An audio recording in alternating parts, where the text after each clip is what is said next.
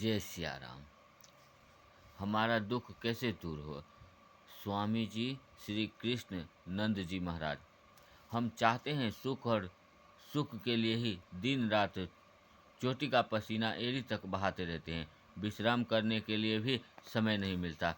पर क्या इसमें हमें सुख मिल ही जाता है? सुखी होने के लिए यह परम आवश्यक है कि जिस तरह का सुख हम चाहते हैं उस तरह का सुख का स्वरूप हम जान लें, अन्यथा हम दुख को ही सुख समझकर उसके पीछे पड़ जाते हैं।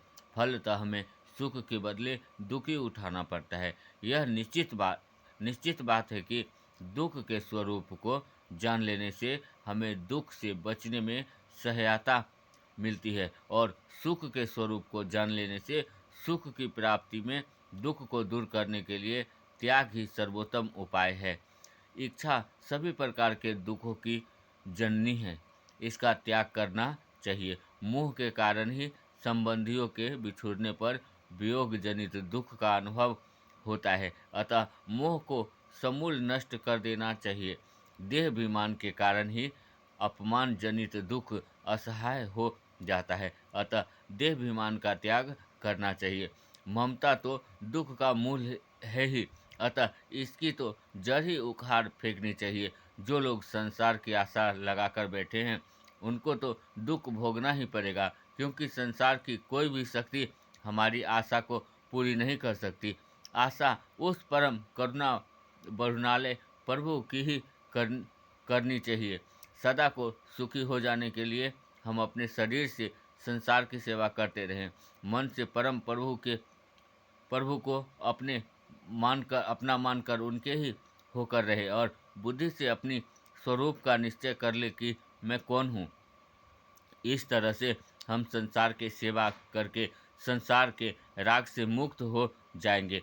सेवा का अर्थ है संसार की वस्तु संसार को देना। संसार की वस्तु संसार को दे देने से हम संसार ऋण से मुक्त हो जाएंगे।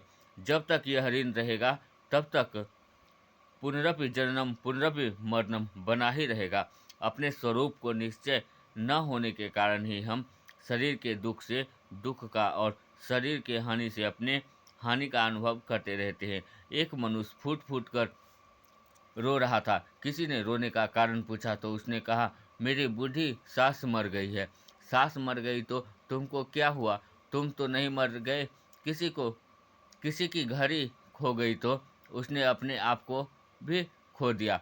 शरीर और संसार के दुख को हम अपना दुख, और शरीर तथा संसार के नाश से हम अपना नाश समझते हैं। अतः हमको अपने स्वरूप का ज्ञान होना आवश्यक है। हमें निश्चय करना है कि हम इन पांच भूतों के संघात नहीं हैं, पर इन सब से बड़े सच्चिदानंद स्वरूप परमात्मा के अंश हैं। अतः यह जन्म मरण हमारा नहीं है। यह तो हमने मान रखा है। शरीर से संसार की सेवा कर देने से, मन से अपने को परमात्मा को मान लेने से, और बुद्धि से अपने स्वरूप को निश्चय कर लेने से मनुष्य सदा के लिए शांति को पाकर कृत हो जाता है। यही ज्ञान, कर्म और भक्ति को पवित्र संगम त्रिवेणी है। लोगों का मत है कि सुख दुख प्रबंध अथवा कर्म फल है, पर यह बात जचती नहीं। प्रबंध तो केवल परिस्थिति को लेकर सामने खड़ा कर देता है।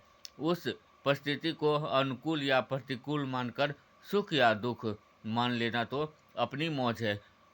मान लीजिए कि किसी की स्त्री मर गई तो स्त्री का मरना तो परिस्थिति है जिसको प्रबंध ने उपस्थित कर दिया है। पर स्त्री के मरने पर दुख से व्याकुल हो जाना यह केवल अज्ञान है। अज्ञानी पुरुष ही किसी घटना से दुख या सुख मान लेता है। अतः विवेक की बड़ी आवश्यकता है। जिसको सुख दुख का विवेक है वह तो हानि लाभ, जन्म मरण, जय पराजय और शत्रु मित्र इन द्वंद्वों में सम रहता है। इस लेखक